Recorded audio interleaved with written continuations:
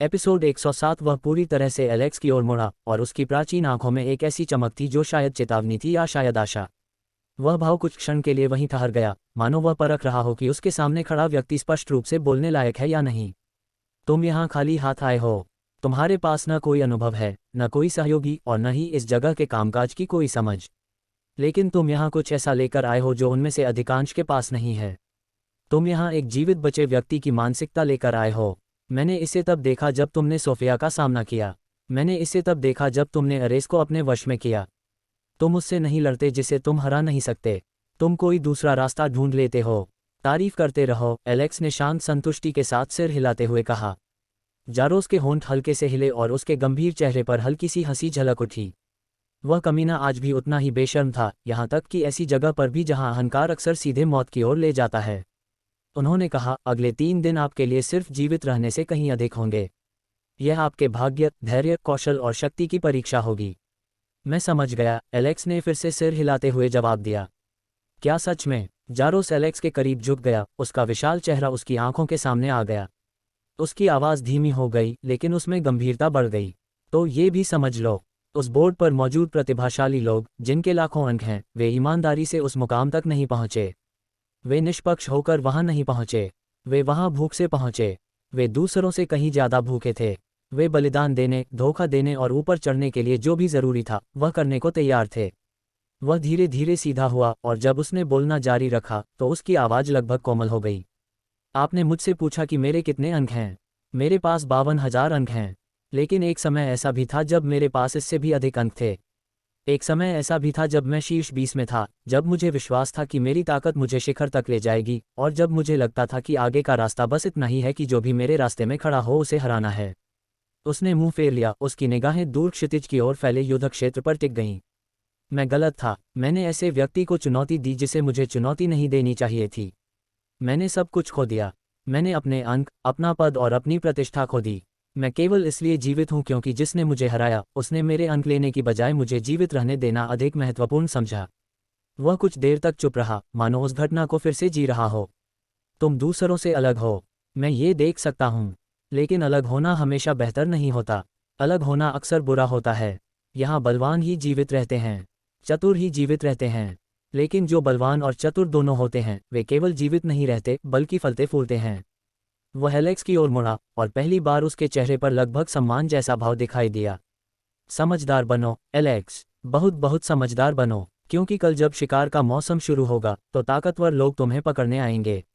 और अगर तुम्हारे पास सिर्फ ताकत ही है तो तुम भी बाकी सब की तरह मर जाओगे। उस रात एलेक्स को नींद नहीं आई। वह चट्टान की छाया में बैठा था, उसकी आंखें बंद थीं और सांसें स्थिर थीं, जबकि उसका दिमाग संभावनाओं और आकस्मिक स्थितियों पर विचार कर रहा था। युद्ध क्षेत्र उसके सामने खतरे और अवसरों के एक शांत सागर की तरह फैला हुआ था और उस विशाल विस्तार के भीतर कहीं 100 प्रतिभाशाली लोग शिकार की तैयारी कर रहे थे। इस क्षेत्र के 2 सबसे शक्तिशाली प्राणी सक्रिय रूप से उसका शिकार कर रहे थे।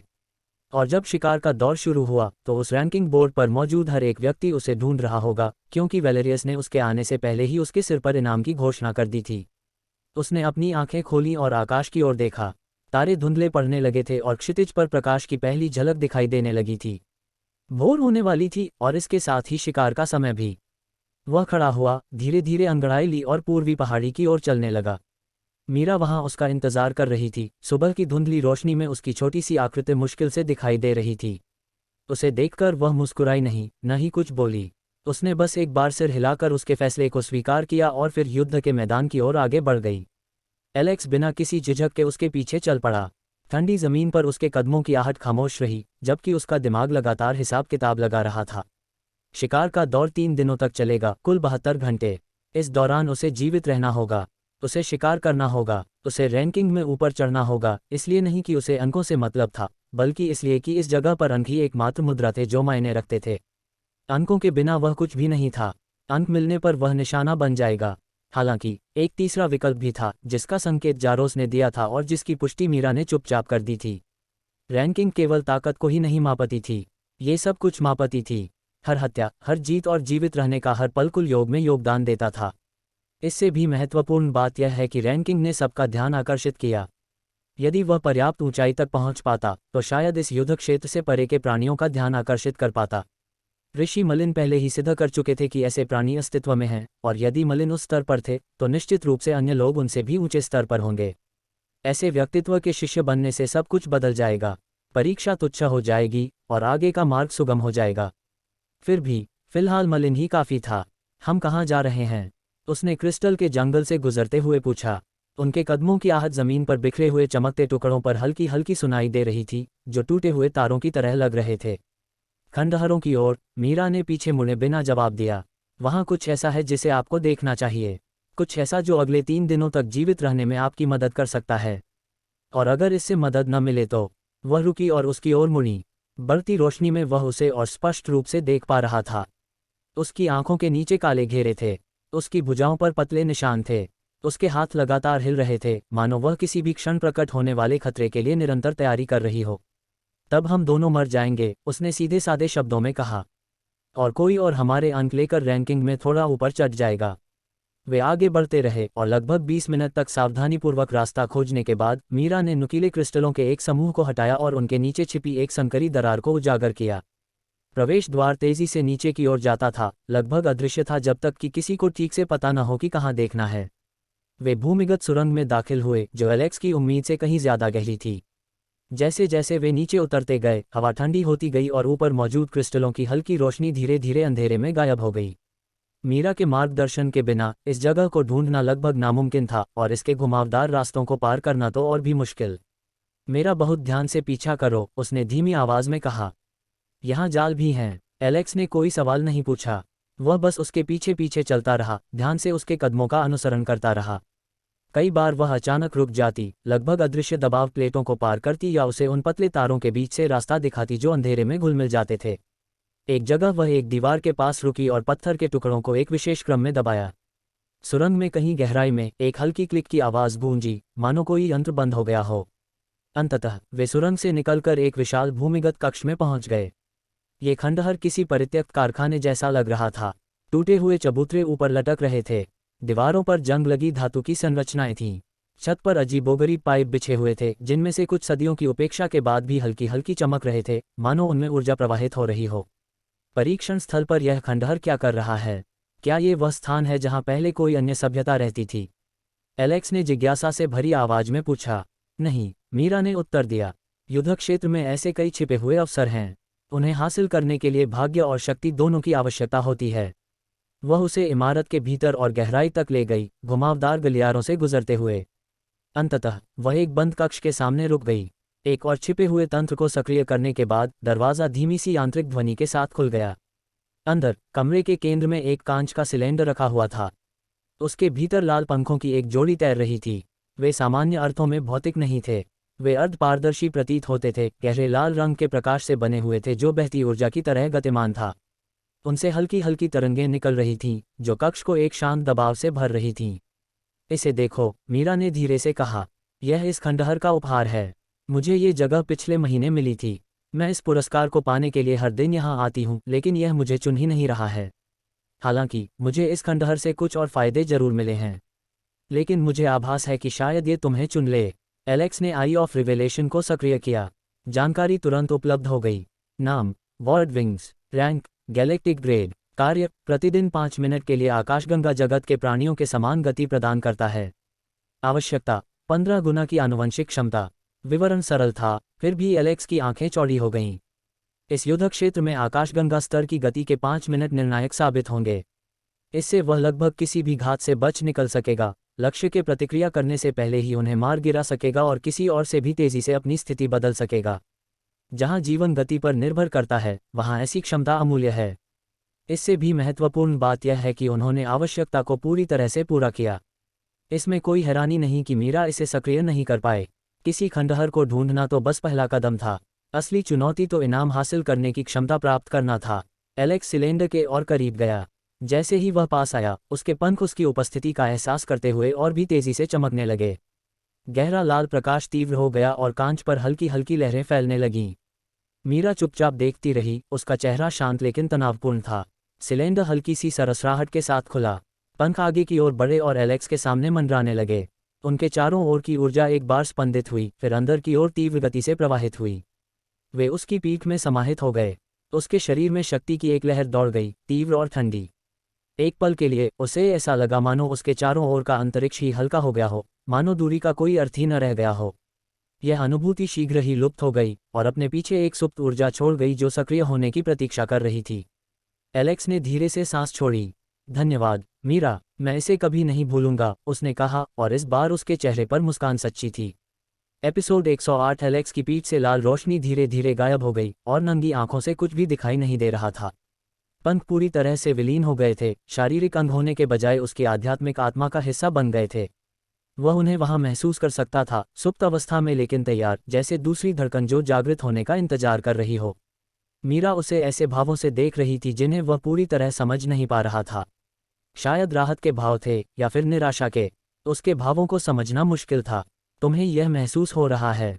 उसने पूछा। हाँ, एलेक्स ने जवाब दिया, जैसे किसी बोतल में तूफान को कैद कर लिया हो। उसने धीरे से सिर हिलाया। इसका समझदारी से इस्तेमाल करो। 5 मिनट कोई लंबा समय नहीं है, लेकिन इस जगह पर 5 मिनट चढ़ाई और गिरने के बीच का अंतर हो सकते हैं। वह पूरी तरह से उसकी ओर मुड़ा। तुमने मुझे ये क्यों दिखाया? तुम किसी और को खोज सकती थी जो इसे सक्रिय कर सके, या तुम तब तक इंतजार कर सकती थी जब तक तुम खुद इस आवश्यकता को पूरा करने के लिए पर्याप्त मजबूत न हो जाओ। एलेक्स से मिलने के बाद पहली बार मीरा के हाथों की लगातार हरकत रुक गई। वह एकदम स्थिर खड़ी हो गई और उसके बाद छाई खामोशी में उसका छोटा सा शरीर मानो बड़ा लगने लगा। क्योंकि मैं यहाँ 5 महीने से हूँ, उसने धीमी आवाज में कहा। 5 महीने छिपते हुए, जिंदा रहते हुए और दूसरों को मरते हुए देखते हुए। मैंने इस खंडहर से कुछ छोटे मोटे फायदे हासिल किए हैं। ऐसी तकनीकें जिनसे मेरी गति बढ़ी, ऐसी कलाकृतियां जिनसे मुझे खतरे का आभास हुआ, लेकिन मुझे कभी भी ऐसा कुछ नहीं मिला जिससे मैं सचमुच प्रतिस्पर्धा कर सकूं। उसने खाली सिलेंडर को देखा और उसके चेहरे पर कुछ भाव उभर आए। पंख ही मेरी उम्मीद थे, हर दिन यहाँ वापस आने का मेरा कारण, और हर दिन वे मुझे ठुकरा देते थे। मुझे समझ आने लगा कि कुछ खजाने मुझ जैसे लोगों के लिए नहीं बने होते। कुछ खजाने उन लोगों के लिए होते हैं जो पर्वतारोहण के लिए ही पैदा हुए होते हैं। क्या आप भाग्य में विश्वास करते हैं? मैं पैटर्न में विश्वास करती हूँ। उसने उसकी आंखों में देखा। और मैंने इस युद्ध क्षेत्र को इतना देख लिया है कि मैं पहचान सकती हूँ कि कब कोई ऐसा व्यक्ति आता है जो शिकार के बीच रहने लायक नहीं है। एलेक्स ने मीरा की बातों पर गौर किया। उसे बहुत पहले ही पता चल गया था कि इस तरह की जगहों पर भरोसा एक ऐसी मुद्रा है जिसका मूल्य तेजी से घटता है। लेकिन मीरा ने उसे कुछ सच्चा दिया था। चाहे उसने ऐसा मजबूरी में किया हो, सोच समझ कर किया हो, या किसी और वजह से, यह उपहार फिर भी वास्तविक था। उन्होंने कहा, मैं इसे याद रखूंगा। जब मैं चढ़ाई करूंगा तो तुम मेरे साथ चढ़ाई करोगे। मीरा के चेहरे पर कोई भाव नहीं बदला, लेकिन उसके हाव भाव में कुछ हल्का सा नरमी आ गई। पहले अगले 3 दिन किसी तरह गुजार लो, फिर हम चढ़ाई के बारे में बात कर सकते हैं। वे कक्ष से बाहर निकले और घुमावदार सुरंगों से होते हुए वापस लौटने लगे। जाल वहीं थे जहां वे पहले थे, जो उनके स्थान को न जानने वाले किसी भी व्यक्ति को दिखाई नहीं दे रहे थे। एलेक्स ने मीरा के पदचिह्नों का ठीक ठीक अनुसरण किया और रास्ते को याद कर लिया। जब वे क्रिस्टल वन के नीचे छिपे हुए प्रवेश द्वार से बाहर निकले तो सूरज पूरी तरह उग चुका था। सुबह की रोशनी से जगमगाता युद्ध क्षेत्र उनके सामने फैला हुआ था। दूर स्थित मीनारें आकाश में चांदी की सुइयों की तरह चमक रही थीं। क्रिस्टल वन अपवर्तित इंद्रधनुषों से जगमगा रहा था। यहाँ तक कि खून से सने मैदान भी दूर से लगभग सुंदर लग रहे थे। लेकिन एलेक्स उस खूबसूरती के पीछे छिपी सच्चाई को जानता था। अब हम कहाँ जाएं? उसने पूछा। मीरा ने पूर्वी क्षितिज की ओर इशारा किया, जहाँ कुछ छोटी छोटी इमारतें परिदृश्य को मुश्किल से ही चीरती हुई दिखाई दे रही थीं। वहाँ एक तटस्थ क्षेत्र है, एक तरह का बाजार। शक्तिशाली लोग वहाँ शिकार नहीं करते क्योंकि वहाँ के रखवाले उसकी सीमाओं के भीतर युद्धविराम लागू रखते हैं। ये वह जगह है जहाँ लोग अन्न, सूचना और सेवाओं का आदान प्रदान करते हैं। पर्यवेक्षक युद्धविराम को कैसे लागू करते हैं? बहुत दर्दनाक, मीरा ने सीधे सादे शब्दों में कहा। पिछले हफ्ते किसी ने वहां एक प्रतिद्वंद्वी को मारने की कोशिश की थी। निरीक्षकों ने उसके हाथ पैर काट दिए और उसे सीमा पर छोड़ दिया ताकि शिकारी उसे खत्म कर दें। उसके बाद से किसी ने कोशिश नहीं की है। एलेक्स ने उस जानकारी को याद रख लिया। एक सुरक्षित क्षेत्र ने स्थिति को काफी हद तक बदल दिया। इसका मतलब था कि उसके पास पीछे हटने, योजना बनाने और हर पल सतर्क रहने के बजाय चैन की सांस लेने की जगह थी। उन्होंने कहा, हमें पहले वहां जाना चाहिए। मुझे मौजूदा हालात को समझना होगा। कौन शिकार कर रहा है, कौन छिपा हुआ है और किसे निशाना बनाना फायदेमंद हो सकता है। मीरा ने सिर हिलाया और चलने लगी। अगर हम जल्दी चलें तो बाजार 3 घंटे की दूरी पर है। हमें दोपहर से पहले वहां पहुंच जाना चाहिए, लेकिन हम वहां दिन में केवल 3 घंटे ही रुक सकते हैं। एलेक्स ने सिर हिलाया। ये बात समझ में आती है, नहीं तो जो लोग इतने मजबूत नहीं होते वे सभी 3 दिन तक वहीं छिपे रहते। वे युद्ध क्षेत्र में एक स्थिर गति से आगे बढ़ रहे थे, खुले क्षेत्रों से बचते हुए और आर प्रदान करने वाले भूभाग के करीब रहते हुए। मीरा को उस इलाके की अच्छी जानकारी थी। वह उन्हें उन नालों से होकर ले गई जहां दूर से देखने वालों की नज़र उन पर नहीं पड़ती थी, उन खुले मैदानों के आसपास से जहां घास पर अभी भी हाल की हिंसा के निशान थे, और चट्टानों की छाया के नीचे से होकर गुजरी जहां प्राकृतिक रूप से छुपने की जगह मिलती थी। 2 बार वह अचानक रुकी और एलेक्स को छुपने के लिए खींच लिया। पहली बार लगभग 200 मीटर दूर से 7 लोगों का एक समूह गुजरा, उनकी हरकतें समन्वित और उद्देश्यपूर्ण थीं। उन्होंने एक जैसे भूरे रंग के वस्त्र पहने हुए थे और एक ऐसी संरचना में चल रहे थे जो सैन्य प्रशिक्षण का संकेत दे रही थी। ग्रे कोवेनेंट, मीरा ने फुसफुसाते हुए कहा। 32 प्रतिभाशाली लोगों का एक समूह जिन्होंने अपने अंक एकत्रित करके एक शिकार समूह बनाया है। वे लगभग विशेष रूप से अकेले प्रतिभागियों को निशाना बनाते हैं। अगर वे हमें देख लेते हैं तो वे तब तक हमारा पीछा करेंगे जब तक हम मर न जाएं। एलेक्स ने उन्हें गुजरते हुए देखा, उनकी दूरी, उनकी गति और उनके नेता के इलाके का जायजा लेने के तरीके पर गौर किया। वे कुशल थे, अनुशासित थे, खतरनाक थे। उनके कुल कितने अंक हैं? इतना ही काफ़ी है कि उनका नेता बोर्ड में 17वें नंबर पर बैठा है। लेकिन उनकी असली ताकत व्यक्तिगत शक्ति में नहीं बल्कि समन्वय में है। वे महीनों से एक साथ शिकार करते आ रहे हैं। वे एक दूसरे की तकनीकों और प्रवृत्तियों से भली भांति परिचित हैं। उनसे लड़ना 32 अंगों वाले एक ही प्राणी से लड़ने जैसा है। ग्रे कोवेनेंट एक पहाड़ी के पीछे गायब हो गया और मीरा ने दोबारा चलने से पहले पूरे 1 मिनट तक इंतजार किया। दूसरी बार जब उन्होंने शरण ली तो वह केवल एक व्यक्ति के लिए थी। वह मैदान में अकेला चल रहा था, उसकी चाल धीमी थी और हाथ पीठ के पीछे बंधे हुए थे। उसने साधारण काले कपड़े पहने थे और उसके पास कोई हथियार नहीं था। युवा चेहरे के बावजूद उसके बाल सफ़ेद थे और उसकी आंखें पुराने खून के रंग की थीं। मीरा की सांसें पूरी तरह से रुक गईं। हिलो मत, उसने धीमी, लगभग न सुनाई देने वाली आवाज़ में कहा। जोर से सोचना भी मत। वह आकृति चलती रही और उनके स्थान से 50 मीटर की दूरी से गुजर गई। उसने उनकी ओर नहीं देखा, उसे देखने की ज़रूरत भी नहीं थी। एलेक्स ने उस व्यक्ति की उपस्थिति का भार एक भौतिक दबाव की तरह महसूस किया, मानो हवा स्वयं किसी श्रेष्ठ शक्ति को स्वीकार कर रही हो। जब वह आकृति अंततः क्षितिज में ओझल हो गई तो मीरा ने कांपते हुए सांस छोड़ी। वह कौन था? एलेक्स ने पूछा। केलेन, उसने कहा, 4थे स्थान पर है। वह समूह में शिकार नहीं करता, उसे इसकी ज़रूरत नहीं है। पिछले महीने उसने एक ही दिन में 17 प्रतिभाशाली लोगों को मार डाला। 17, जिनमें शीर्ष 50 में से 3 शामिल थे। एलेक्स ने वह नाम भी याद रख लिया। वे दोपहर से कुछ ही समय पहले बाजार पहुंचे। तटस्थ क्षेत्र बिल्कुल वैसा ही था जैसा मीरा ने वर्णन किया था। एक केंद्रीय आंगन के चारों ओर लगभग एक वृत्ताकार आकार में बनी छोटी पत्थर की इमारतों का एक समूह। सैकड़ों प्रतिभागी उस क्षेत्र से गुजर रहे थे, कुछ अस्थायी दुकानों पर सामान देख रहे थे, कुछ छोटे समूहों में बातचीत कर रहे थे और कुछ अकेले दीवारों से पीठ टिकाकर बैठे थे और हराने जाने वाले को देख रहे थे। यहाँ का माहौल युद्ध क्षेत्र के बाकी हिस्सों से अलग था। यहाँ तनाव तो था, लेकिन यह आसन हिंसा के तनाव की बजाय युद्ध विराम का तनाव था। लोग सामान्य स्वर में बात कर रहे थे, कुछ लोग हंस भी रहे थे। एलेक्स मीरा के पीछे पीछे आंगन के एक कोने में गया जहां एक पत्थर का फव्वारा अभी भी चल रहा था, जिसकी पुरानी सतह से साफ पानी बह रहा था। मीरा किनारे पर बैठ गई और एलेक्स को भी बैठने का इशारा किया। देखो, उसने धीमी आवाज में कहा, सीखो, बाजार तुम्हें सब कुछ बता देगा कि कौन खतरनाक है और कौन दिखावा कर रहा है। उन्होंने देखा, कांस्य रंग की त्वचा वाली एक लंबी महिला भीड़ के बीच से गुजरी और लोग अपने आप उसके लिए रास्ता बना रहे थे। उसने उनकी ओर ध्यान नहीं दिया, वह बस चलती रही और भीड़ ने उसे इस तरह जगह दी मानो वह कोई इंसान नहीं बल्कि प्रकृति की कोई शक्ति हो।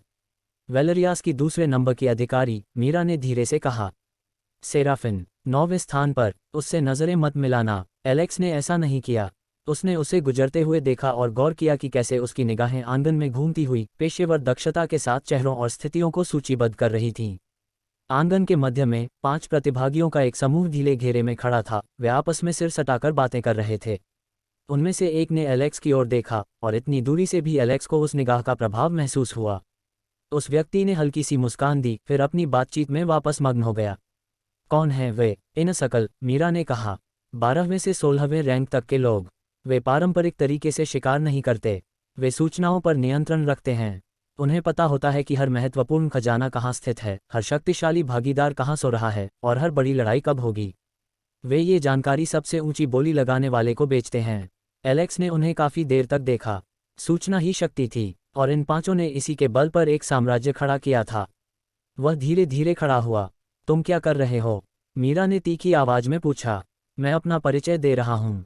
यह एक बहुत ही बुरा विचार है। शायद। एलेक्स आंतरिक मंडली की ओर चलने लगा। लेकिन भयानक विचार ही मेरे जीने का तरीका है। एपिसोड 109। एलेक्स ने मीरा के चेहरे के भाव देखने के लिए पीछे मुड़कर नहीं देखा।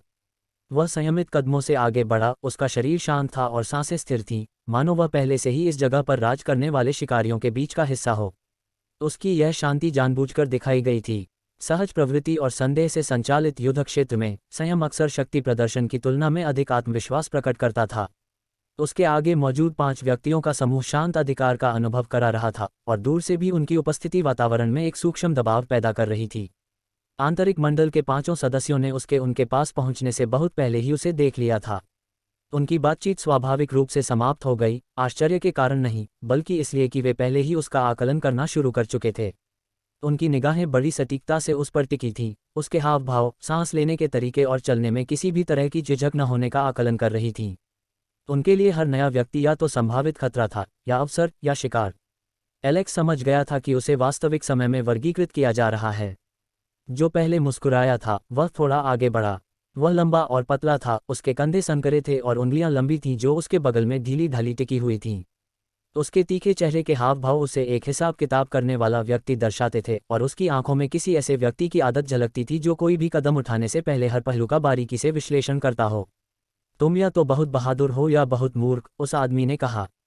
तुम कौन हो? एलेक्स कुछ कदम दूर रुक गया और बिना किसी तनाव के उसकी आंखों में देखा। दोनों में से कोई नहीं, उसने शांत भाव से उत्तर दिया। मुझे जानकारी चाहिए और मुझे बताया गया है कि इसके लिए आपको ही संपर्क करना चाहिए। उस आदमी की मुस्कान और चौड़ी हो गई, हालांकि उसके चेहरे के भाव नर्म नहीं हुए।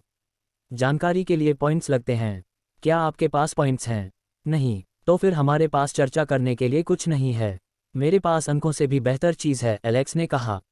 मेरी पीठ पर एक निशाना लगा हुआ है जिसे वैलेरियास ने मेरे आने से पहले ही लगा दिया था। इस जगह का हर शिकारी आखिरकार मेरे पीछे आएगा और जब वे आएंगे तो मैं उन्हें मार डालूंगा और उनके अंक छीन लूंगा। आंतरिक मंडली के सदस्यों ने एक दूसरे की ओर देखा। पहचान की अनुभूति होते ही उस दुबले पतले व्यक्ति के चेहरे के भाव में हल्का सा बदलाव आया। वैलेरियास का इनाम, उसने धीरे से कहा। वह तुम थे, नए आए हुए व्यक्ति जिसने सोफिया को अपमानित किया। बात बहुत तेजी से फैलती है। शब्दों का व्यापार हमारा है। उस आदमी ने एलेक्स को काफी देर तक गौर से देखा। तुम क्या जानना चाहते हो? मुझे पकड़ने आने वाले शिकारियों के बारे में सब कुछ, उनकी ताकत, उनकी कमजोरियां, उनके स्थान और उनके तौर तरीके। और बदले में हमें क्या मिलता है? खंडहरों की खुदाई के दौरान मुझे जो कुछ भी मिलेगा उस पर सबसे पहले मेरा अधिकार होगा। मुझे प्राप्त अंकों का एक निश्चित प्रतिशत मिलेगा और उस घोड़े पर दांव लगाने की संतुष्टि मिलेगी जो वास्तव में जीत सकता है। दुबले पतले आदमी ने हंसते हुए कहा और उसकी हंसी में थोड़ी सी शरारत और चालाकी का मिश्रण था।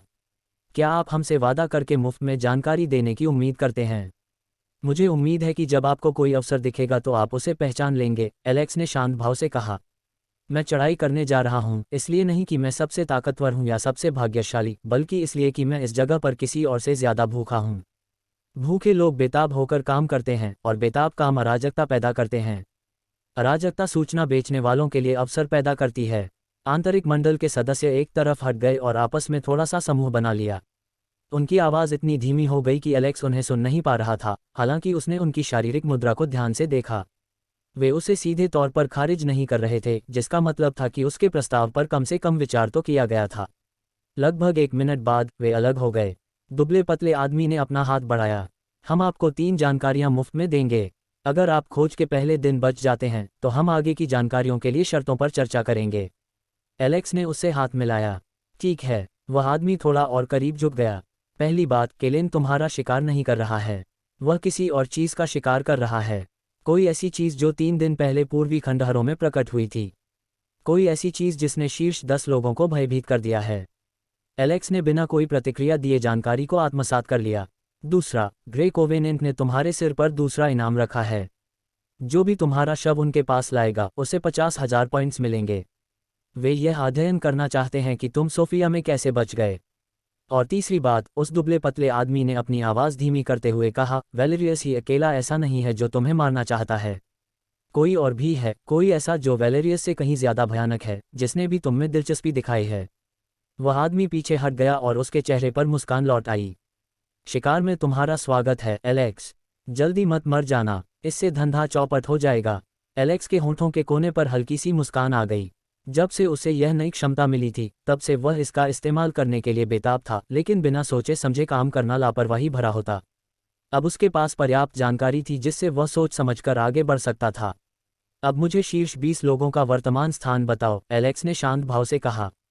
मुझे उम्मीद है कि तुम कोई मूर्खतापूर्ण काम नहीं करोगे, उस पतले आदमी ने मुड़ा हुआ कागज उसे देते हुए जवाब दिया। वरना ये सारा लेन देन व्यर्थ हो जाएगा। एलेक्स ने कागज लिया और मीरा के पास लौट आया। तुम क्या करने वाले हो, एलेक्स? मीरा ने उसकी बात सुनकर चिंतित स्वर में पूछा। चिंता मत करो, मुझे पता है मैं क्या कर रहा हूँ। यहीं रहो, मुझे कुछ काम निपटाने हैं। इससे पहले कि वह कुछ जवाब दे पाती, एलेक्स गायब हो गया। उसका इरादा उन 10 राक्षसों को वश में करने का था जिनकी शक्ति 1,00,000 ग्रह इकाइयों से भी अधिक थी। यदि वह सफल हो जाता तो संचित वृद्धि से उसकी मूल शक्ति भी उसी स्तर तक बढ़ जाती। उसके आनुवंशिक प्रवर्धन के साथ उसकी युद्ध क्षमता एक सामान्य तारा स्तरीय प्राणी से कहीं अधिक हो जाती। उस स्तर के जीव आसानी से नहीं मिलते थे। केवल सर्वोच्च श्रेणी के राक्षसों के पास ही इतनी असाधारण शक्ति होती थी। सामान्यतः 9वें स्तर के ग्रहीय जीव के पास 9 ग्रहीय इकाई शक्ति होती है। एलेक्स जिन राक्षसों की तलाश कर रहा था वे इस सीमा से कहीं अधिक शक्तिशाली थे और उनमें से प्रत्येक में असाधारण ब्रह्मांडीय वंश था जिसने उन्हें असाधारण ऊंचाइयों तक पहुंचा दिया था।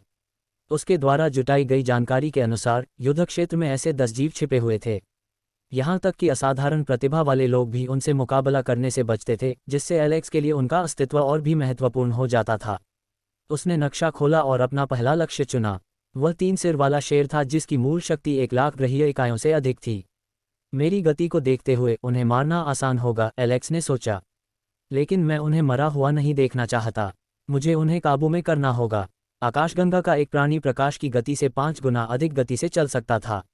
उस गति पर आकस्मिक संपर्क भी अधिकांश लक्ष्यों को नष्ट कर सकता था। एलेक्स को अपनी शक्ति का सावधानीपूर्वक नियंत्रण रखना आवश्यक था। उसने तुरंत गणना की। युद्ध क्षेत्र का गुरुत्वाकर्षण पृथ्वी के समान था। प्रकाश की गति से 5 गुना अधिक बल से लगभग 2 क्विंटिलियन किलोग्राम बल लगाने पर 1,00,000 ग्रहों के स्तर के प्राणी को गंभीर रूप से घायल किया जा सकता था। इससे अधिक बल लगाने पर प्राणी की तुरंत मृत्यु का खतरा था। उसने अपनी आंखें बंद कर लीं और अपनी शक्ति नियंत्रण का परीक्षण करने के लिए अपने पंखों को सक्रिय करने की तैयारी की। कदमों की आहट ने उसकी बात काट दी। एलेक्स ने अपनी आंखें खोलीं और मुड़ा। एक आदमी धीरे धीरे अपने हाथ पीठ पीछे बांधे हुए उसकी ओर आ रहा था। उसका व्यवहार शांत था, फिर भी उसकी उपस्थिति में एक सूक्ष्म दबाव महसूस हो रहा था। एलेक्स ने अपनी आइज ऑफ रिवेलेशन को सक्रिय किया। नाम ज़ाइलो ग्रैंडम। जाति दूसरे ब्रह्मांड से आया अमर मनुष्य। मार्शल सोल स्वर्गीय तलवार शाश्वत स्तर। Rank level 9 planetary. नोट आधार शक्ति 100 ग्रह है। 5 गुना आनुवंशिक प्रवर्धन के साथ कुल शक्ति 500 ग्रह हो जाती है। मार्शल सोल धारण करने पर 1000 गुना प्रवर्धन प्रदान करता है। एलेक्स ने जानकारी को तुरंत समझ लिया। तो वह अमर मानव जाति से है, एलेक्स ने सोचा। उनका वंश हमारे ब्रह्मांड तक ही सीमित नहीं है। पृथ्वी पर प्राचीन मनुष्यों ने अमर मानव जाति के पदचिन्हों का अनुसरण किया था, जिसने इस संबंध को और भी रोचक बना दिया। उसने तुरंत गणना की। अपनी युद्ध शक्ति के सक्रिय होने पर ज़ाइलो की शक्ति 5,00,000 ग्रहों से भी अधिक थी। इससे वह शक्ति नियंत्रण के परीक्षण के लिए एक आदर्श लक्ष्य बन गया। वह 10वें स्थान पर था, शीर्ष 10 में शामिल एकमात्र ग्रहीय स्तर का व्यक्ति। मुझे नहीं पता कि वैलेरियस तुमसे क्या चाहती है और मुझे इसकी परवाह भी नहीं है, ज़ाइलो ने शांत भाव से कहा। लेकिन मुझे तुम में अपनी जाति की आभा महसूस हो रही है। तुमने हमारे 2 अनुयायियों को मार डाला है। उन्हें मारने के बाद तुमने जीने का अधिकार खो दिया है। एलेक्स ने कोई जवाब नहीं दिया। उसने अपना दाहिना हाथ उठाया और उसे आगे आने का इशारा किया। अनावश्यक बातचीत की कोई आवश्यकता नहीं थी। उसने तुरंत ही अपने ड्रैगन रूप को सक्रिय कर लिया। उसकी शक्ति 1000 ग्रहों से भी अधिक बढ़ गई। हवा में भीषण दबाव पड़ा। ज़ाइलो सुपरसोनिक गति से गायब हो गया। उसी क्षण एलेक्स भी हिल गया। एपिसोड 110 जैसे ही वे दोबारा हिले, युद्ध क्षेत्र में अफरा तफरी मच गई। एलेक्स और ज़ाइलो एक साथ गायब हो गए और जिस जमीन पर वे खड़े थे वह पल भर में फट गई। देर से उत्पन्न हुई इस धमाके की लहर ने जमीन को चीर दिया, पत्थरों की परतों को चीर दिया और मलबा चारों दिशाओं में बिखेर दिया। हवा में जबरदस्त दबाव पड़ा और केवल दबाव के कारण ही आसपास के लोग सहज रूप से पीछे हट गए। उनकी अगली टक्कर जमीन से कई मीटर ऊपर हुई। एलेक्स की मुट्ठी ज़ाइलो की तलवार के नीचे आते ही एक तेज रोशनी चमकी। टक्कर से एक गूंजती हुई आवाज आई जो धातु के धातु से टकराने जैसी थी। हालांकि एलेक्स ने अपने नंगे हाथ से वार को रोक दिया था। बल बाहर की ओर फैल गया, जिससे हवा में लहरें दिखाई देने लगीं। दोनों को पीछे धकेल दिया गया। एलेक्स हवा में ही घूम गया और हल्के से नीचे उतरा। जाइलो उसके ठीक सामने उतरा, टूटी हुई जमीन पर फिसलते हुए अपनी तलवार को नीचे की ओर झुकाकर रुक गया। दोनों में से किसी ने कुछ नहीं कहा। दोनों फिर से आगे बढ़ने लगे। उनकी गतिविधियों का अनुसरण करना लगातार कठिन होता जा रहा था। प्रत्येक मुठभेड़ से क्षणिक संपर्क होता, जिसके बाद व्यापक झटके लगते। युद्ध क्षेत्र लगातार कांप रहा था, मानो भूकंप एक स्थिर लय में आ गया हो। जमीन पर बड़ी बड़ी दरारें पड़ गईं और बार बार पड़ने वाले दबाव के कारण चट्टान के हिस्से अंदर की ओर धंस गए। शारीरिक शक्ति में अंतर होने के बावजूद मुकाबला संतुलित रहा। एलेक्स की शक्ति 1000 ग्रह स्तरीय थी, जबकि जाइलो की 500। लेकिन उसकी तलवार ने उसकी शक्ति को दोगुना कर दिया। जाइलो की तलवार ने उसकी शक्ति को संघनित कर दिया और उसका हर वार सटीक इरादे से किया गया था। उसने व्यर्थ में कोई गति नहीं ली। उसकी तलवार ने कुशलतापूर्वक चाप बनाए जो न्यूनतम प्रतिरोध के साथ अंतरिक्ष को चीरते हुए निकल गए, जिससे वह एलेक्स की जबरदस्त शारीरिक शक्ति का मुकाबला कर सका। उनके मुके और तलवार फिर से टकराए। बूम! भूकंप की लहर ने दूर स्थित एक पर्वत श्रृंखला को समतल कर दिया, जिससे धूल के बादल लहरों की तरह बाहर की ओर फैल गए। देर से पहुंचे कई पर्यवेक्षकों को चट्टानों के टुकड़े गिरने से बचने के लिए पीछे हटना पड़ा। एक एक करके युद्ध क्षेत्र के चारों ओर आकृतियां प्रकट होने लगीं। ये साधारण प्रतिभागी नहीं थे। प्रत्येक के आने से एक अलग ही आभा उत्पन्न हुई और उनकी उपस्थिति ने वातावरण को बदल दिया। कुछ हवा में मंडरा रहे थे, कुछ ऊंचे खंडहरों के ऊपर खड़े थे। किसी ने हस्तक्षेप नहीं किया, वे बस देखते रहे। उनमें से एक ने पूछा, कौन लड़ रहा है? ये तो जाइलो ग्रैंडम है, दूसरे ने जवाब दिया। 10वें स्थान पर। और दूसरा, एलेक्स, वही जिस पर वैलेरियस का इनाम है। लेकिन वह अजगर जैसा क्यों दिखता है? क्या ये कोई रूप बदलने की तकनीक है? कई भाव बदल गए, लड़ाई और तेज हो गई। जाइलो घूमा और क्षैतिज रूप से वार किया। ब्लेड से एक संकुचित लहर निकली जो अर्धचंद्राकार तूफान की तरह जमीन पर फैल गई।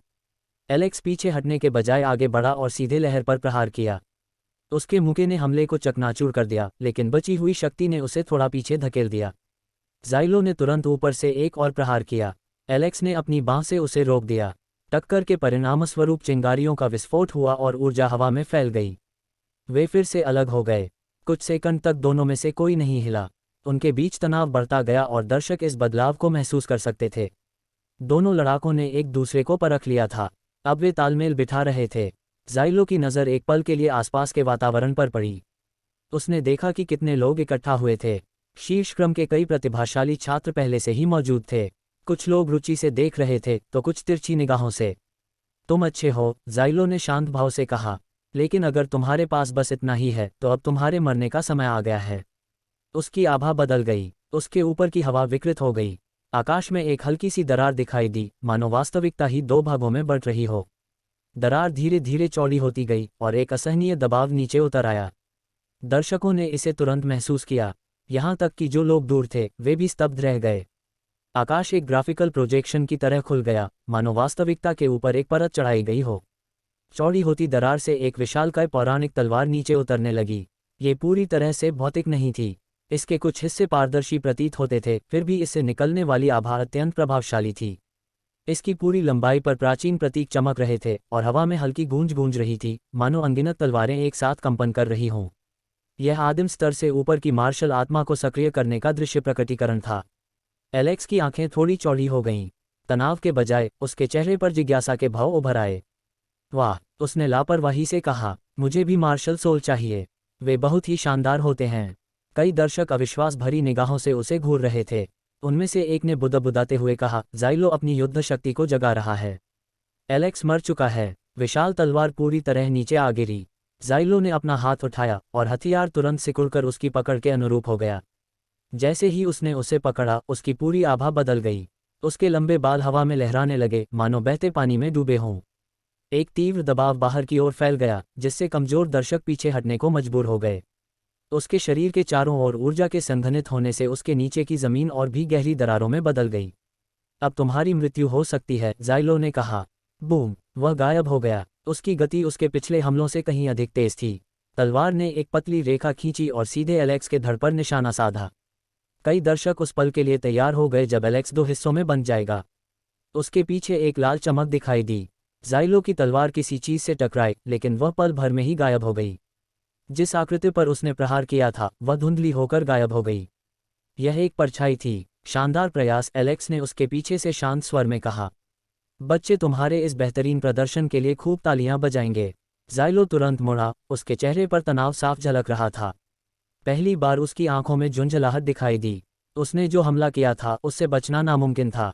अगर एलेक्स ने प्रतिक्रिया भी दी होती तो गति के अंतर के कारण बचना असंभव था। मरना। वह फिर गायब हो गया। एलेक्स अपनी वंशानुगत क्षमता का उपयोग करके मार्शल सोल के प्रभाव को निष्क्रिय कर सकता था। हालांकि उसने ऐसा नहीं किया। वह गति बनाए रखते हुए अपनी ऊर्जा पर नियंत्रण रखने का अभ्यास करना चाहता था। वह चले गए। दुनिया की रफ्तार धीमी हो गई। ऐसा नहीं था कि समय रुक गया था, लेकिन उसके आसपास सब कुछ धीमा लग रहा था। हवा में उड़ती धूल धीमी गति से चल रही थी। ज़ाइलो की गति, हालांकि बेहद तेज थी, अनुमान लगाने योग्य लग रही थी। एलेक्स को एहसास हुआ कि पंखों से नियंत्रण मुश्किल नहीं हो रहा था। वे उसकी दृष्टि को स्थिर कर रहे थे, जिससे वह सटीकता खोए बिना पूरी गति से काम कर पा रहा था। तो इस तरह से बात बनती है, एलेक्स ने सोचा। फिर मुझे उसके साथ समय बर्बाद करने की कोई ज़रूरत नहीं है। ज़ाइलो की तलवार उसकी गर्दन के पास पहुंच गई। एलेक्स आगे बढ़ा। दर्शकों के लिए दोनों आकृतियां गायब हो गईं। एलेक्स के लिए ये क्रिया सरल प्रतीत हुई। वह सीधे ज़ाइलो के सामने प्रकट हुआ। पूरी ताकत से प्रहार करने के बजाय उसने अपना हाथ उठाया और हल्के से ज़ाइलो के कंधे पर थपथपाया। फिर वह गायब हो गया। एक पल के लिए कुछ नहीं हुआ। फिर हवा में विस्फोट हो गया। बूम! ज़ाइलो का शरीर एक गुड़िया की तरह पीछे की ओर उड़ गया। टक्कर के बाद उत्पन्न शॉकवेव ने उसके नीचे की ज़मीन को चीर दिया। वह सैकड़ों मीटर दूर जाकर एक दूर स्थित चट्टान से टकराया, जो पल भर में चकनाचूर हो गई। दर्शक सन्नाटे में खड़े होकर देखते रह गए। उनमें से किसी ने भी हमले को नहीं देखा था। एक पल पहले दोनों आकृतियां आपस में भिड़ी हुई थीं। अगले ही पल एलेक्स हवा में शांत खड़ा था, जबकि ज़ाइलो पहले ही दूर जा चुका था। अभी क्या हुआ? किसी ने फुसफुसाते हुए पूछा। किसी ने जवाब नहीं दिया। प्रभाव स्थल के आसपास धूल धीरे धीरे बैठ गई। ज़ाइलो टूटी हुई जमीन में धंसा हुआ था। उसकी तलवार अभी भी उसके हाथ में थी। उसकी आभा कुछ देर के लिए क्षीण हुई और फिर स्थिर हो गई। वह पहले ही बेहोश हो चुका था। इसके बावजूद कोई भी दर्शक उसके पास नहीं गया। सभी जानते थे कि ज़ाइलो की मार्शल आत्मा सजीव थी। उसकी चेतना के बिना भी वह उसकी रक्षा करेगी। बिना तैयारी के उसे खत्म करने का प्रयास खतरनाक होगा। एलेक्स कुछ देर रुका और परिणाम का विश्लेषण किया। परिणाम उसकी इच्छित सीमा के भीतर था। उसने घातक बल का प्रयोग किए बिना ही अपने प्रतिद्वंद्वी को बुरी तरह हरा दिया था। इस परीक्षण से पुष्टि हुई कि वह अपनी शक्ति को सटीक रूप से नियंत्रित कर सकता है। उसने धीरे से अपने पंख समेटे और अपने मुख्य लक्ष्य की ओर चल पड़ा। एपिसोड 111। युद्ध के बाद भी हवा में कंपन महसूस हो रहा था जब एलेक्स ने अपने पंख समेटे और वहां से चला गया। उसके पीछे बिखरा हुआ युद्ध क्षेत्र कुछ सेकंड तक शांत रहा, मानो वास्तविकता को भी अभी अभी घटी घटना से उबरने के लिए समय चाहिए हो। जमीन लंबी लंबी टेढ़ी मेढ़ी रेखाओं में धंस गई थी, पूरी पहाड़ियां समतल हो गई थीं और बचे हुए झटके जमीन पर हल्की हल्की लहरें बना रहे थे। धूल के बादल धीरे धीरे हवा में तैर रहे थे, जो ऊर्जा के धुंधले टुकड़ों से जगमगा रहे थे। फिर कानाफूसी शुरू हो गई। उसने ज़ाइलो को हरा दिया। 10वें स्थान वाले को। उसने 10वें स्थान वाले को हरा दिया। नहीं, वह हार नहीं थी, वह वर्चस्व था। युद्ध क्षेत्र के चारों ओर जमा हुए दर्शक उस दिशा में टकटकी लगाए देख रहे थे जिधर एलेक्स गायब हुआ था। उनमें से कोई भी जोर से नहीं बोला, यहाँ तक कि उनमें से सबसे बलवान व्यक्ति के मन में भी एक अजीब सा दबाव महसूस हो रहा था। वे सभी एक क्रूर लेकिन अनुमानित संघर्ष देखने की उम्मीद से आए थे। ज़ाइलो 10वें रैंक का था। उसकी युद्ध क्षमता आदिम स्तर से भी ऊपर थी। शीर्ष श्रेणी के प्रतिभाशाली लोगों में भी उसे बेहद खतरनाक माना जाता था। लेकिन एलेक्स ने एक ही नियंत्रित प्रहार से लड़ाई समाप्त कर दी। इससे भी महत्वपूर्ण बात यह है कि उसने ये काम लापरवाही से किया था। कुछ पर्यवेक्षक धीरे धीरे पीछे हट गए। अन्य लोग वहीं रुके रहे, चुपचाप अपने ज्ञान का पुनर्मूल्यांकन करते रहे। उनमें से एक ने धीरे से सांस छोड़ी। हमने सोचा था कि वह सिर्फ इनाम के लिए शिकार किया जाने वाला व्यक्ति है। दूसरे ने जवाब दिया, वह धारणा तो अब पूरी तरह गलत साबित हो गई। उसने एक खंडहर से कुछ अजेय हासिल कर लिया है। ये कैसी किस्मत है। अब से उसकी दौलत में जबरदस्त उछाल आने वाला है। कभी शिकारगाह माना जाने वाला युद्ध क्षेत्र अचानक खतरनाक लगने लगा। शिकार अब शिकारियों से कहीं अधिक खतरनाक प्राणी में बदल गया था। खबर तेजी से फैल गई। जिन प्रतिभागियों ने लड़ाई देखी तक नहीं थी, उन्हें भी अधूरी जानकारी मिलने लगी। 10वें रैंक का योद्धा पराजित हुआ। मार्शल सोल सक्रिय हो गया। एक ही वार में एलेक्स तुरंत नॉकआउट हो गया। एलेक्स को कोई चोट नहीं आई। उसने अपना संतुलन नहीं खोया। हर बार कहानी दोहराए जाने पर स्थिति और भी चिंताजनक होती गई। जो लोग एलेक्स का शिकार करने की तैयारी कर रहे थे, उन्होंने अपने विचार बदलने शुरू कर दिए। कुछ ने चुपचाप उसे अपनी लक्ष्य सूची से हटा दिया। वहीं कुछ अन्य लोगों की दिलचस्पी बढ़ गई, लेकिन अब वे भी उसे शिकार नहीं मानते थे। वह उनका प्रतिद्वंद्वी बन गया था। एक समस्या, एक चर, कोई ऐसा व्यक्ति जो पूरी रैंकिंग संरचना को बाधित कर सके। इसी बीच युद्ध क्षेत्र से दूर एक उजाड़ घाटी को देखते हुए एक ऊंचे पठार पर 12 आकृतियां एक साथ खड़ी थीं। उनके वस्त्र और आभा अन्य लोगों से भिन्न थे। वे अधिकांश प्रतिभागियों के समान ब्रह्मांड से संबंधित नहीं थे। वे एलेक्स की दुनिया से संबंधित थे। वे दूर से सब कुछ देख रहे थे। युद्ध समाप्त होने से पहले ही उन्हें हलचल का एहसास हो रहा था। उनमें से किसी ने भी तुरंत कुछ नहीं कहा। उनके बीच की चुप्पी गहरी थी। वे सभी पहले भी शक्तिशाली प्रतिभाओं को देख चुके थे। वे स्वयं भी अपने ब्रह्मांड में मौजूद सर्वश्रेष्ठ प्रतिभाओं में से थे। लेकिन उन्होंने अभी जो देखा वह अलग था। जारोस ने सबसे पहले चुप्पी तोड़ी। वह बहुत तेजी से बढ़ रहा है। बाकी लोगों में से एक ने अपनी बाहें मोड़ लीं। जब वह अंदर आया था तब भी वह काफ़ी ताकतवर था। लेकिन ये तो उम्मीद से परे है। दूसरे ने धीरे से कहा। ज़ाइलो ने एक आदिम मार्शल सोल का इस्तेमाल किया। एलेक्स ने तो अपनी पूरी क्षमताओं का भी इस्तेमाल नहीं किया। उन्होंने एक दूसरे की ओर देखा। इसका निहितार्थ स्पष्ट था। जारोस ने दूर क्षितिज की ओर देखा जहां एलेक्स गायब हो गया था। उसका चेहरा शांत था, लेकिन उसकी आंखों में स्पष्ट निश्चितता झलक रही थी। वह एक ऐसा व्यक्ति है जिसका भाग्य हमारी कल्पना से परे है। बाकी लोग चुप रहे। जारोस ने आगे कहा, मुझे लगता है कि वह वास्तव में हमारे ब्रह्मांड का नाम शिखर तक पहुंचा सकता है। एक एक करके उन्होंने सिर हिलाया। वे आसानी से प्रभावित नहीं होते थे। उनमें से अधिकांश स्वभाव से अहंकारी थे। वे ऐसे वातावरण में पले बड़े थे जहां उन्हें विलक्षण प्रतिभा के धनी माना जाता था। फिर भी एलेक्स के विकास पथ ने उन्हें अपनी सीमाओं पर पुनर्विचार करने के लिए मजबूर कर दिया।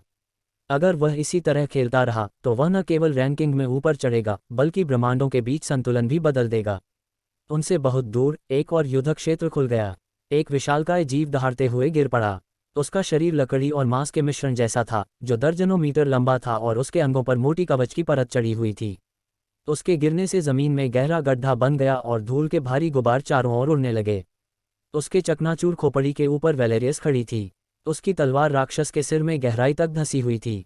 उसकी धार पर अभी भी काली ऊर्जा कंप रही थी। उसने शांति से तलवार को बाहर निकाला, जिससे हड्डी और ऊतक के टुकड़े झड़ गए। वह विशालकाय जीव चलना बंद कर दिया।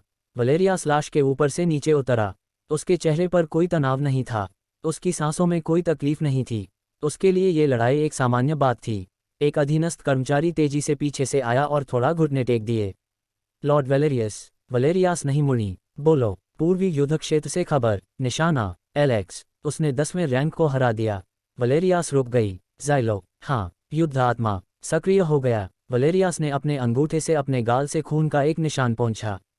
उसके होंठ हल्के से मुड़े। क्या ऐसा है? उनकी आवाज़ में कोई चिंता नहीं थी, कोई तनाव नहीं था, केवल रुचि थी। अधीनस्थ कर्मचारी ने प्रतीक्षा की। वलेरियास ने दूर क्षितिज की ओर देखा, मानो वह पहले से ही एलेक्स की दिशा को भांप चुका हो। तो इनाम की राशि बढ़ा दो। 10,000 अंक। अधीनस्थ कर्मचारी थोड़ा सख्त हो गया। 10,000, समझ गया, लेकिन उसके पास एक ऐसा खजाना है जो गति बढ़ा सकता है। तो फिर इसे 15,000 कर दो, लेकिन खजाना मेरा होगा। अगर किसी ने इसे लेने की हिम्मत की तो मैं खुद उसका पीछा करूंगा, वेलेरियस ने ठंडे लहजे में कहा। जैसी आपकी इच्छा। वह तुरंत चला गया। वेलेरियस गिरे हुए विशालकाय जीव के बगल में खड़ा रहा। हवा धूल और खून की गंध को पूरे इलाके में फैला रही थी। उसने धीरे धीरे अपने होंठ चाटे, मानो किसी अदृश्य स्वाद का आनंद ले रहा हो। तुम पर राक्षसी सोफिया की नज़र पड़ गई है। अगर उसे तुम्हारी आत्मा पसंद आई है तो यह ज़रूर खास होगी, उसने धीरे से कहा। मैं तुम्हारी आत्मा को खा जाना चाहता हूँ। उसकी निगाहें एक बार फिर घूमी। वह अपने अगले शिकार की तलाश में था। फिर वह हिल गया। इसी बीच एलेक्स पर्वत श्रृंखला की ओर चल पड़ा। जैसे जैसे वह तबाह हुए युद्ध क्षेत्र से दूर बढ़ता गया, भूभाग धीरे धीरे बदलता गया। जमीन उबड़ खाबड़ हो गई, नुकीली आकृतियों में उठती हुई आकाश की ओर फैलती गई। हवा ठंडी होती गई, वनस्पति गायब हो गई, यहाँ तक कि हवा भी मंद प्रतीत होने लगी। ऊपर से देखने पर पर्वत श्रृंखला धरती से उठते हुए गहरे पत्थरों के विशाल समूह जैसी दिखती थी। चोटियां अनियमित थीं, जो एक दूसरे पर चढ़ी हुई लकीरें बनाती थीं और उनके बीच गहरी छायाएं बनती थीं। कोई हलचल दिखाई नहीं दे रही थी, कोई जानवर नहीं, कोई कीड़ा मकोड़ा नहीं। वहां असामान्य रूप से शांति थी। एलेक्स ने अपनी गति धीमी की और कुछ देर के लिए बाहरी पहाड़ी के ऊपर मंडराया। उसके पंख पीछे की ओर मुड़ गए। उसने इलाके का ध्यानपूर्वक अवलोकन किया। मुझे उम्मीद है कि उसमें कुछ अच्छी प्रतिभा होगी, उसने बुदबुदाते हुए कहा। फिर वह नीचे उतरा। उसके बूट जमीन पर धीरे से पड़े। उसके भार से धूल उड़ने लगी। सन्नाटा तुरंत भीतर तक समा गया, जिससे हल्की से हल्की आवाज़ भी तेज सुनाई देने लगी। वह एक स्थिर गति से आगे बढ़ने लगा। 5 मिनट बीत गए। वह पर्वत श्रृंखला के भीतरी क्षेत्र में प्रवेश कर गया। पल भर में उसके शरीर में एक गहरी सिहरन दौड़ गई। कोई उसे देख रहा था। एलेक्स रुक गया। जैसे जैसे उसने अपने मानसिक दायरे का विस्तार किया, उसकी बोध शक्ति भी बढ़ती गई। अदृश्य तरंगें पूरे भूभाग में फैल गईं, हर सतह, हर दरार, हर उतार चढ़ाव का अवलोकन करती रहीं। फिर उसने उसे देखा। उसके शरीर से ठंडे पसीने की धारा बहने लगी। पूरी पर्वत श्रृंखला स्पंदित हो उठी। पहले तो ये सूक्ष्म था, एक धीमी, लयबद्ध संकुचन, जैसे सांस लेना। चट्टानें स्थिर नहीं थीं, वे सूक्ष्म स्तर पर फैलती और सिकुड़ती थीं। उसके नीचे की जमीन हल्की हल्की कांप रही थी। वह जीवित था। उसके मन में कुछ जानकारी उभर आई। नाम, आदिम पर्वतीय शेर। प्रतिभा, आत्मा का विनाश उत्पत्ति। रैंक, ग्रहीय स्तर 9। आनुवंशिक शक्ति, 30 गुना। नोट, लगभग 3 लाख ग्रहों की युद्ध क्षमता। नोट, इसका एक प्रकट छद्म रूप है। मुख्य भाग संपूर्ण पर्वत श्रृंखला है। यदि लक्ष्य की प्रतिभा का स्तर कम है, तो ये दृष्टि आधारित आत्मा विनाश के माध्यम से उसे नष्ट कर सकता है। हे भगवान, एलेक्स ने बुदबुदाया। उसने फिर चारों ओर देखा। ये पूरी पर्वत श्रृंखला ही शेर थी। 1 लाख ग्रह नहीं, 3 लाख। और वह प्रतिभा, जेनेसिस स्तर पर आत्मा का विनाश। इसलिए इसमें कोई आश्चर्य की बात नहीं है कि अन्य प्रतिभाशाली लोगों ने इस क्षेत्र से परहेज किया। इसकी आधारभूत शक्ति ही तारामंडलीय प्राणियों के बराबर थी। इसकी कुल युद्ध क्षमता ग्रहीय श्रेणी में लगभग सभी प्राणियों से कहीं अधिक थी। और दृष्टि आधारित क्षमता के कारण इसके निकट जाना भी खतरनाक था। भगवान का शुक्र है कि मेरे पास टेलीकिनेसिस की शक्ति है, एलेक्स ने धीरे से बुदबुदाया। अपनी असाधारण प्रतिभा के कारण वह तुरंत तो नहीं मारा जाएगा, लेकिन ये प्राणी बेहद खतरनाक था। एक छोटी सी गलती भी लड़ाई को तुरंत खत्म कर सकती थी। राफेल, मुझे क्या करना चाहिए? उसने इंतजार किया। राफेल ने शांत भाव से जवाब दिया, अभी आपको यहाँ से चले जाना चाहिए और सोफिया की प्रतिभा का उपयोग करके अपनी आत्मा को मजबूत करना चाहिए, फिर उसे ग्रह स्तर तक उन्नत करना चाहिए। उसके बाद आप अपनी प्रतिभाओं को सुरक्षित रूप से मिला सकते हैं। एलेक्स ने इस पर विचार किया। यह एक तर्कसंगत सलाह थी, लेकिन उन्होंने चरों का पुनः मूल्यांकन किया। उस प्राणी के पास अपार शक्ति थी, हालांकि उसकी गति उतनी ही शक्तिशाली नहीं थी। यदि वह अपनी पूरी शक्ति का प्रयोग करता, तो वह पहले हमला कर सकता था। प्रकाश की गति से 5 गुना अधिक गति और नियंत्रित बल के साथ वह नकली प्राणी को पराजित करके मूल तत्व का पता लगा सकता था। उनके अनुमान जीत की ओर झुके हुए थे। मैं शिकार पर जा रहा हूं, उसने फैसला किया। उसके पीछे गहरे लाल रंग के शून्य पंख खुल गए। बूम! दुनिया की रफ्तार धीमी हो गई। धूल हवा में ही जम गई। बदलती हुई जमीन का नज़ारा पहले से ही पता चलने लगा। पहाड़ों की हल्की सी हलचल भी महसूस होने लगी। एलेक्स ने तुरंत रफ्तार पकड़ी और पलक झपकते ही दूरी तय कर ली। वह एक खड़ी चट्टान के किनारे प्रकट हुआ। उसने प्रहार करने के लिए अपना हाथ पीछे खींचा। फिर पत्थर में 2 आंखें खुल गईं। वे तुरंत बन गए और उन्होंने उसे घेर लिया, अपनी पूरी गति पर भी। एलेक्स को पहले से कहीं ज्यादा ठंड महसूस हुई। धत्तेरे की